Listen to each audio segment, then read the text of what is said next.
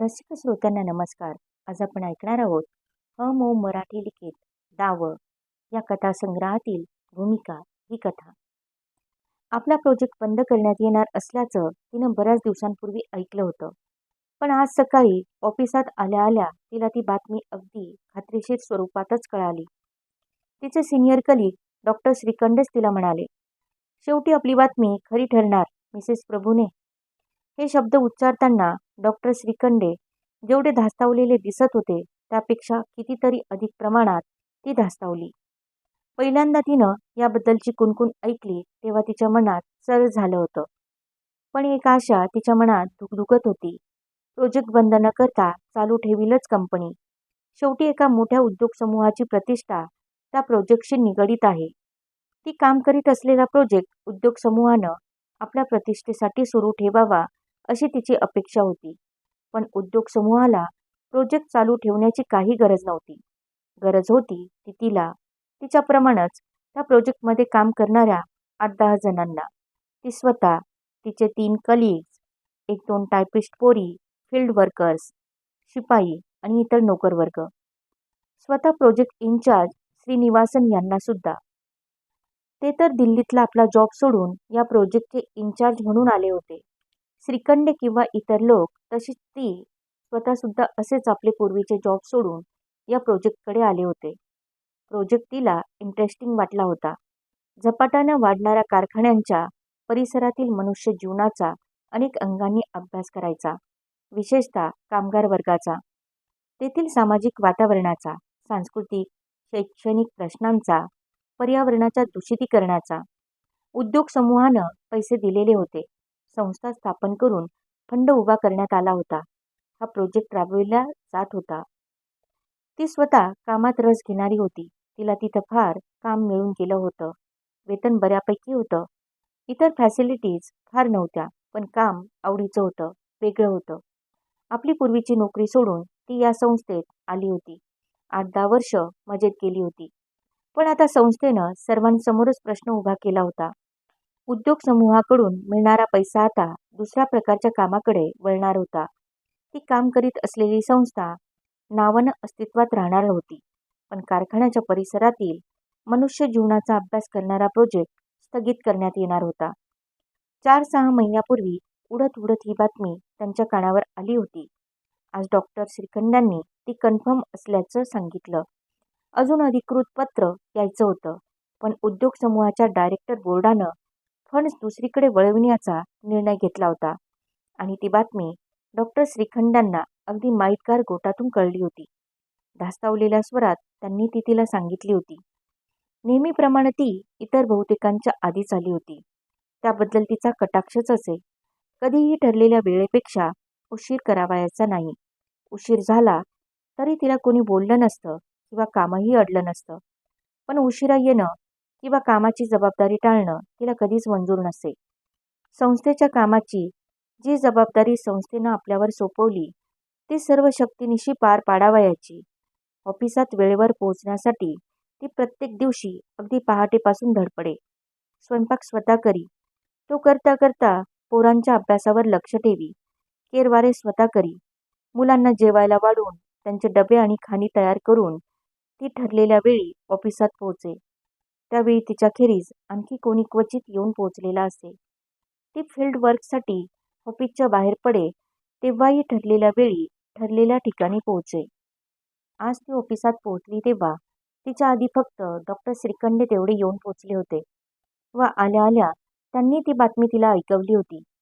काही महिन्यांपूर्वी उडतशी बातमी ऐकल्यापासून तिनं आपल्या मनाची तयारी केलीच होती आणि अंतिमतः जेव्हा ही बातमी ऐकावी लागेल तेव्हा फार मानसिक धक्का आपणास बसणार नाही असा तिचा अंदाज असूनही श्रीखंडांनी दिलेली बातमी ऐकताच ती जास्त धास्तावून गेली. म्हणजे आपणाला जी थोडीशी आशा वाटत होती असं ती पुटपुटली. तीही आता संपली. कालच मला कळलं. सांगितलं ना, डॉक्टर श्रीखंडे म्हणाले. ती आपल्या जागेकडे गेली. पर्स टेबलावर ठेवून खुर्चीत बसली. खूप दमून गेलेली असल्याप्रमाणे. तिला असं दमून गेल्यासारखं कधी वाटत नसेल. तसं आपणाला वाटता कामा नये असं तिनं स्वतःला शिकवलं होतं. लग्नाला 20 वर्ष होऊन गेली होती. या काळात कितीतरी असे क्षण येऊन गेले जेव्हा आपण खूप खूप दमून गेल्याप्रमाणे तिला वाटायला हवं होतं. पण ते सर्व क्षण तिने समर्थ होऊन पेलले होते. पण खुर्चीवर बसल्या बसल्या तिला वाटलं, आता हा क्षण आपल्यानं पेलवणार नाही. ताकदच नाही उरली आपल्यात ती. संपून गेलीये सगळी शक्ती. इतक्या सगळ्या भूमिका पार पाडताना. आई वडिलांना आधार देणाऱ्या मुलीची, प्रेयसीची, बहिणीची, आईची, बायकोची, अभ्यासिकेची, संशोधिकेची, नोकरदाराची आणि आता पुन्हा एकदा बेकार झालेल्या एका सुशिक्षिताची. ही बेकारी कोणत्या वयात? 50शीला टेकल्याच्या? ती तिच्या आईवडिलांची एकुलती एक मुलगी होती. हुशार होती आणि वडिलांची इच्छा तिनं खूप शिकावं अशी होती. म्हणून ती शिकत राहिली. शिक्षण झाल्यावर तिला नोकरी मिळाली. घराशेजारी होती. आई वडिलांच्या जवळ होती म्हणून तिनं स्वीकारली. वडिलांनी लग्नाची बोलणी चालवली तेव्हा ती म्हणाली, माझं लग्न हा तुमच्या काळजीचा विषय व्हावा असं मला वाटत नाही. तो माझा प्रश्न आहे. मला जेव्हा सोडवायचा तेव्हा मी सोडवीन.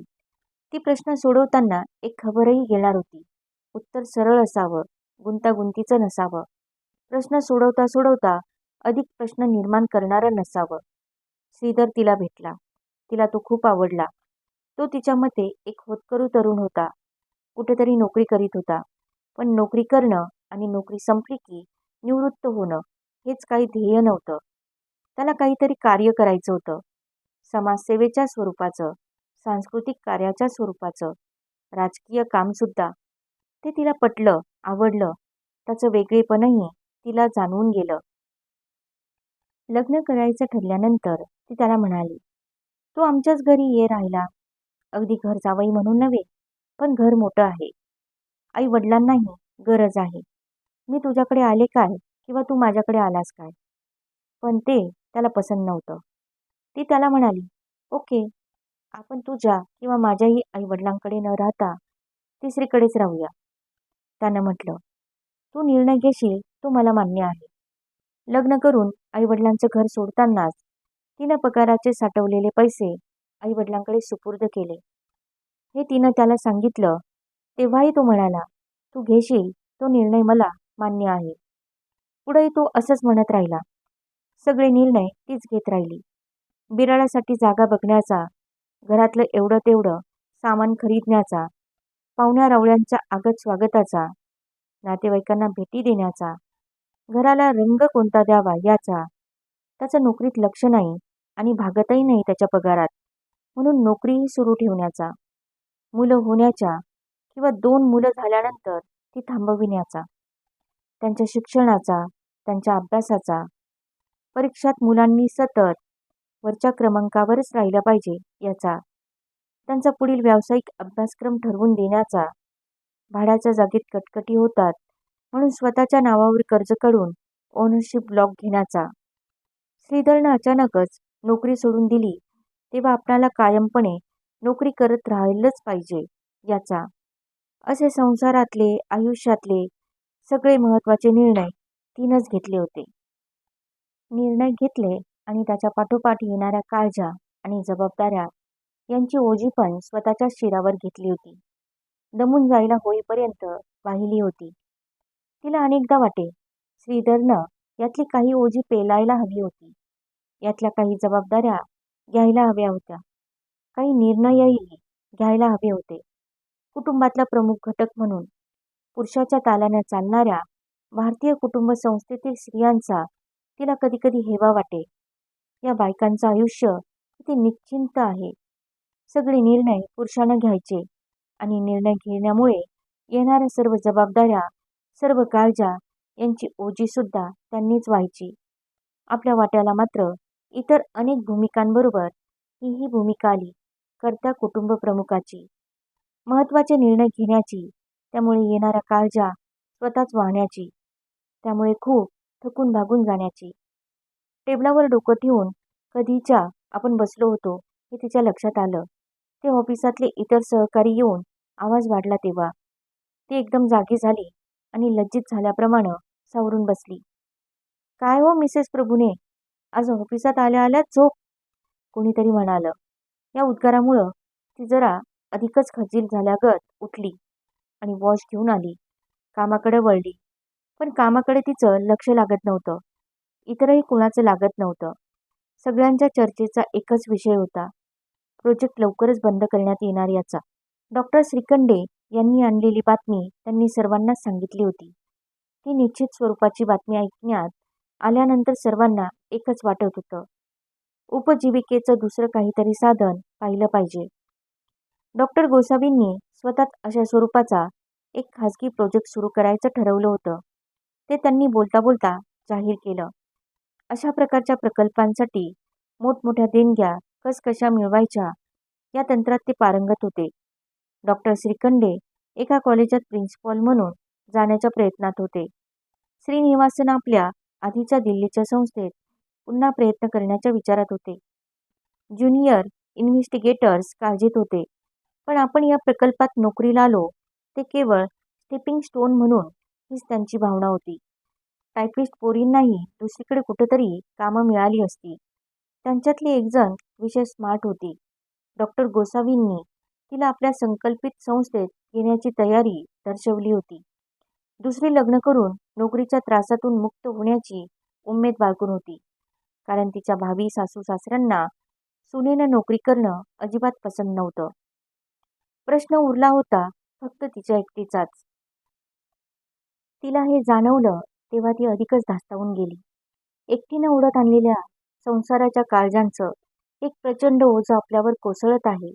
आपण एकाएकी निशक्त होत आहोत, थकून भागून गेलो आहोत असं तिला वाटू लागलं.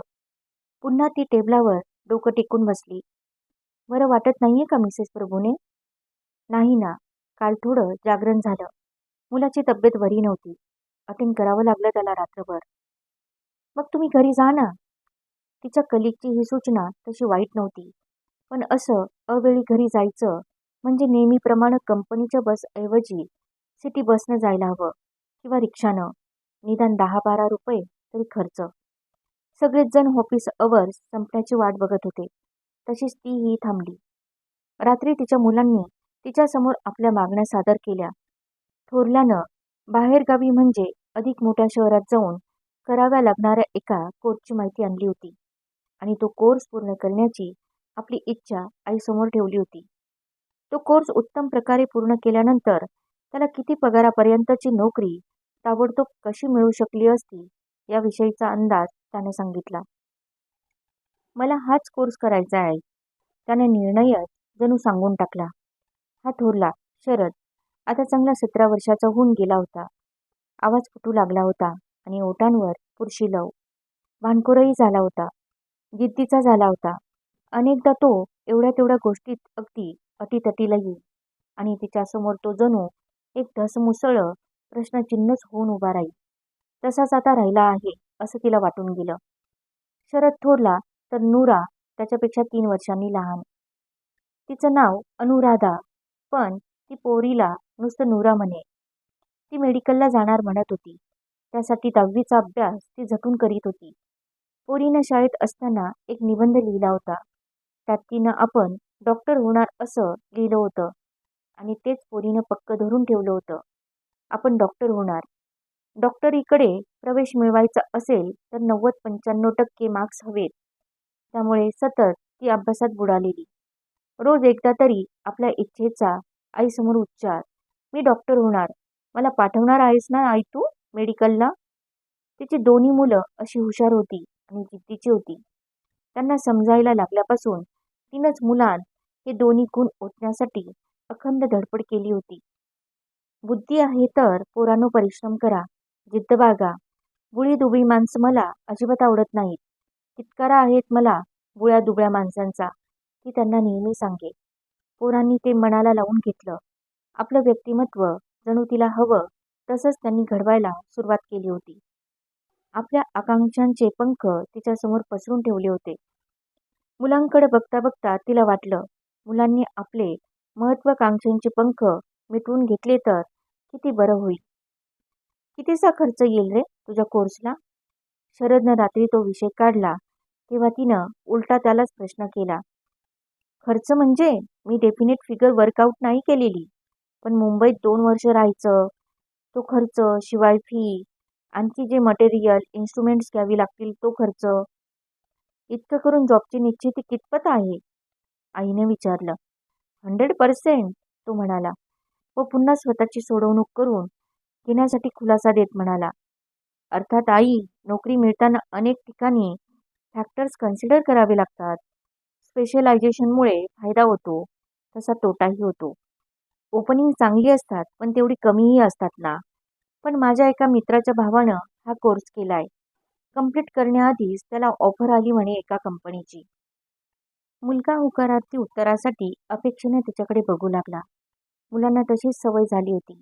उत्तर शोधायचं ते आईनं, निर्णय द्यायचा तो आईनंच. तिनं थोरल्याच्या प्रश्नाला काहीच उत्तर दिलं नाही. तसेच विचार करू लागली. शरदला होकारार्थी उत्तर दिलं की नूराचा काहीतरी प्रस्ताव पुढे येणार, तिच्या मागण्या पुढे मानल्या जाणार.